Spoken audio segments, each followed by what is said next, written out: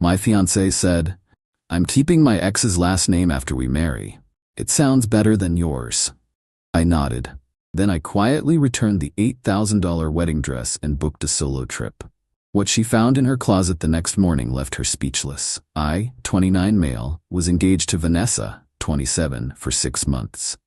Wedding planned for next spring. Everything seemed perfect until last Monday when we were filling out some preliminary paperwork for the marriage license. The clerk asked, "And will you be changing your name, miss?" "No, I'm keeping Richardson." "You mean until the wedding?" "No, after 2. The clerk looked confused. I was confused. "But Richardson is your ex-husband's name." "I know." "So, you'll be Vanessa Richardson even after marrying me?" Obviously, Samuel Richardson sounds so much better than Samuel Kowalski. No offense, babe, but Polish names are so harsh. The clerk shifted uncomfortably. I sat there, pen frozen in hand. "You want to keep your ex-husband's name because it sounds better than mine? Don't be dramatic. It's just aesthetics. Richardson flows better. It's more professional." "Me professional?" "You know what I mean. Kowalski is so ethnic. Richardson opens doors." The casual racism, the entitlement, the fact she said this in front of a government employee. I see. Don't sulk. It's not personal. Keeping your ex-husband's name instead of taking mine isn't personal? God, why are men so sensitive about names? It's 2024. This isn't about feminism. You're choosing your ex's name over mine. Because it sounds better. Would you rather I hyphenate Richardson Kowalski? That's a mouthful. I signed where I needed to sign, stayed quiet the rest of the appointment. She chattered about wedding planning, oblivious. That evening, I did some thinking, then some planning. Tuesday morning, she left for her spa day with her bridesmaids. I had the day off. Time to work. First stop, Kleinfeld's. Yeah, that Kleinfeld's, where we'd bought her dream dress 3 months ago. Still had the receipt. "Sales associate, how can I help you today?" "Me, I need to return a dress. Here's the receipt." "Oh, the Nina Tornai, is everything all right?" "Wedding's been called off." "I'm so sorry. Let me get my manager." 15 minutes later, I walked out with $8,437 credited back to my card. Their policy allowed returns within 6 months if the dress hadn't been altered yet. We'd been waiting for her final fitting next month, lucky me. Next stop, David's bridal. Canceled the 6 bridesmaid dresses. Got that deposit back too, $1,800. Then the venue, bit trickier. Venue manager, "We typically don't refund deposits." Me, "The contract is in my name only. I'm canceling. Keep the deposit, but I want everything else I've paid refunded." Manager, "That's still $6,000 in non-refundable. Check the contract, section 8.3. Client may cancel with forfeit of initial deposit if done 6+ months before event date. We're 7 months out." "Ah, yes, minus the $2,000 deposit will refund $4,500. Full refund." Hadn't started ordering yet. Photographer, lost $500 deposit, but got back $2,000. Caterer, full refund minus tasting costs, $3,800 back.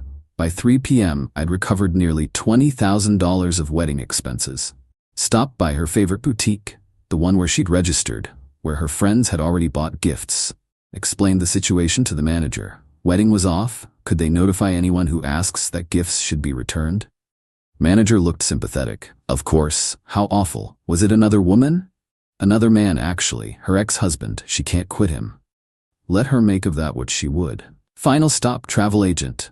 Booked a 2-week solo trip to Japan. Always wanted to go. Used part of the wedding refunds. First-class flights, premium hotels, the works.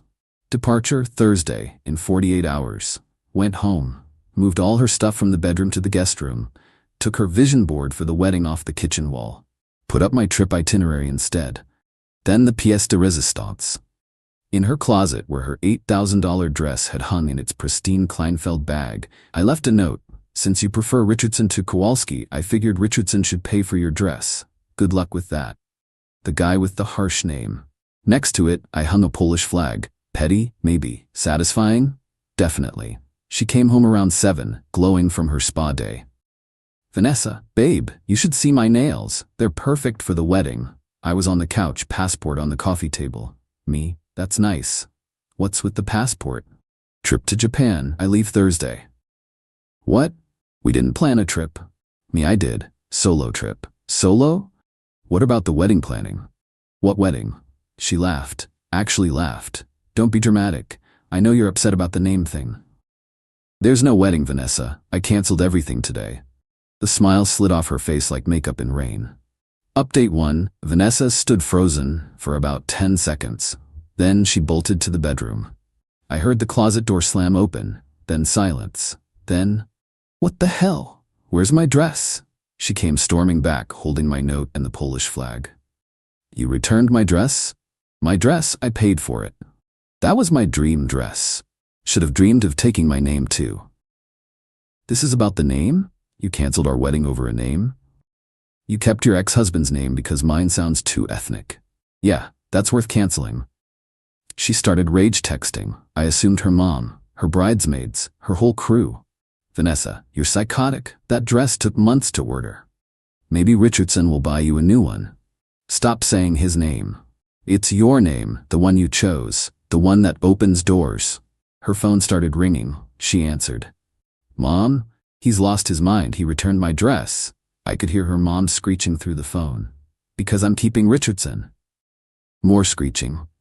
Apparently, this was news to Mom too. It's just a better name. It's not about Derek. Derek, the ex, name I tried to forget existed. Her mom's voice got louder, caught words like disrespectful and stupid girl. Vanessa hung up, turned on me. Happy? My mom's freaking out. Me. Tell her to call Mr. Richardson. She actually threw the Polish flag at me. I caught it. This is so stupid. It's just a name. Me, exactly, just a name, and you chose his. She tried calling the boutiques. David's Bridal first. Hi, yes, I need to. What? He already. I see. No, I understand. The Nina Tornai, yes, returned today.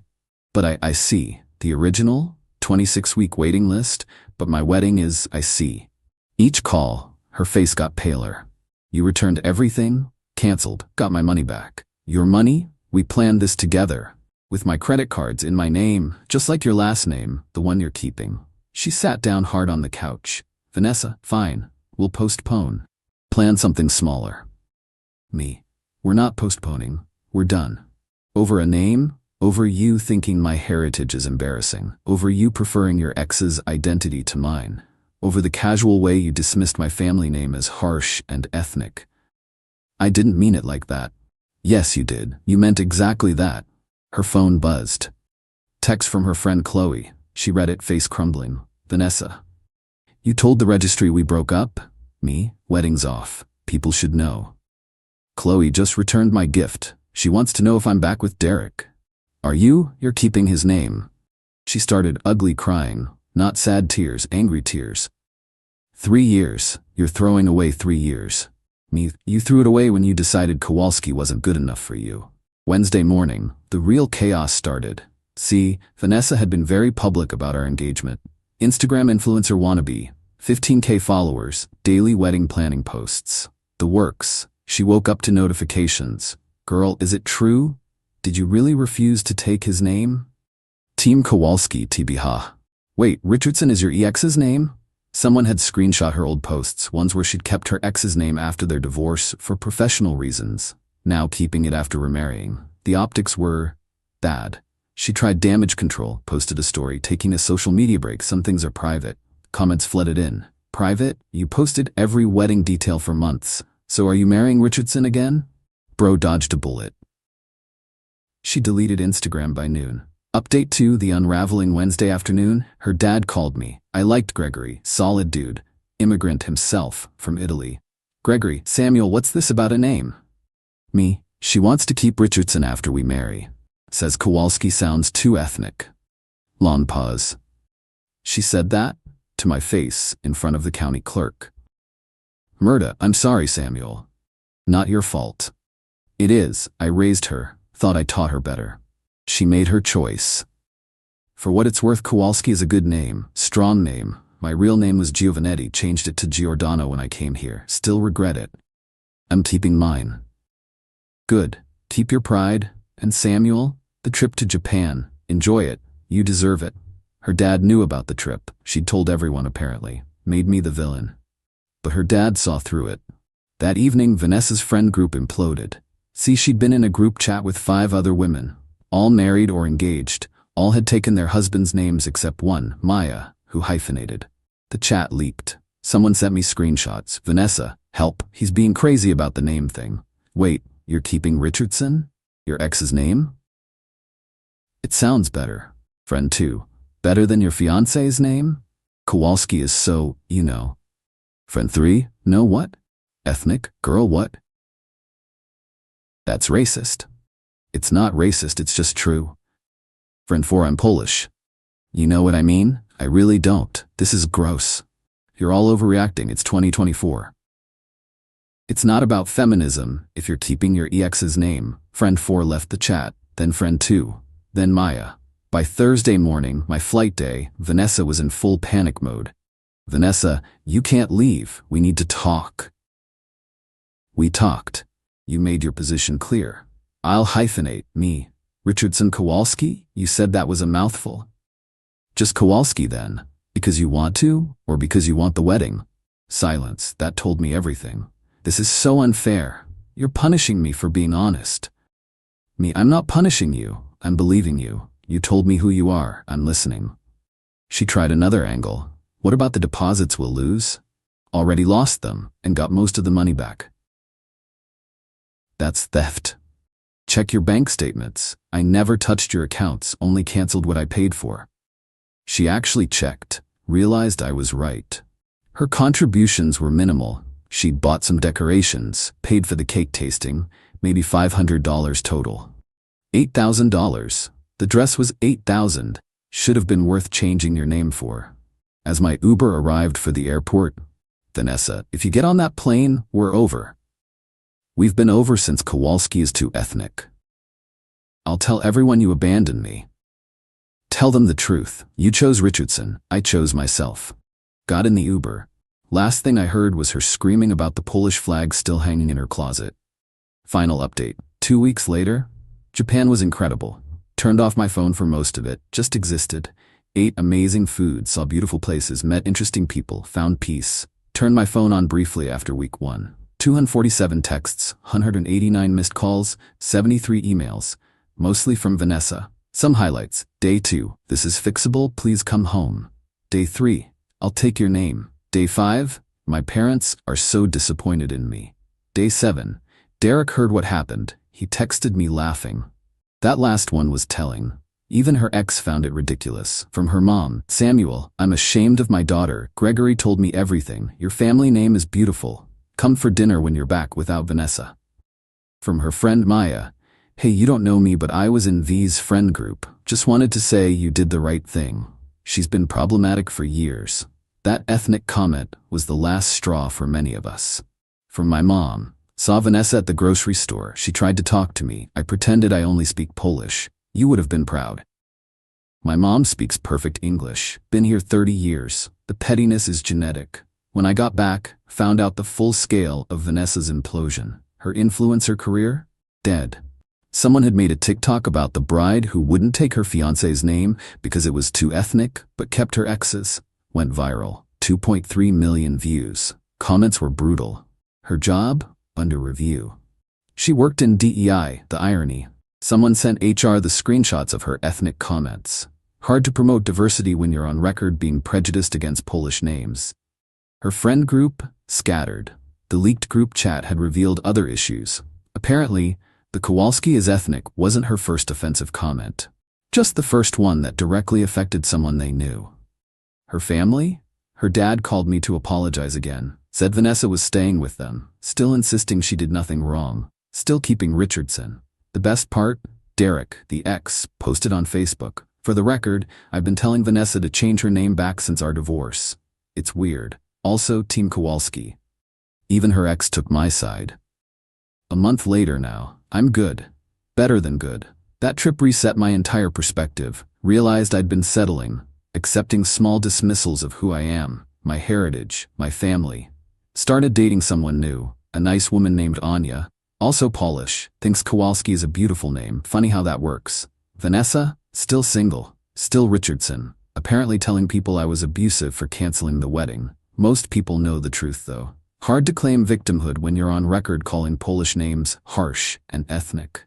She texted yesterday from a new number. I hope you're happy. You ruined my life over nothing. I didn't respond. But I am happy. Happy I stood up for myself. Happy I didn't marry someone who was embarrassed by my heritage. Happy I kept my dignity and my name. The $8,000 wedding dress? Heard through the grapevine she tried to buy it again. But Mina Tornai released a new collection. Her dress was now last season, available at 40% off. She bought it anyway, still hanging in her closet at her parents' house. Still Richardson, still single. And me? Still Kowalski, still proud. Still have that Polish flag. It's hanging in my apartment, not in a closet but right in the living room, where everyone can see it.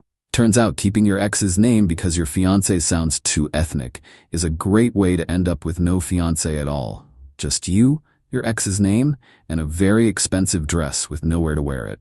Karma's not always instant, but when it comes to disrespecting someone's heritage, it's pretty thorough. Na zdrowie.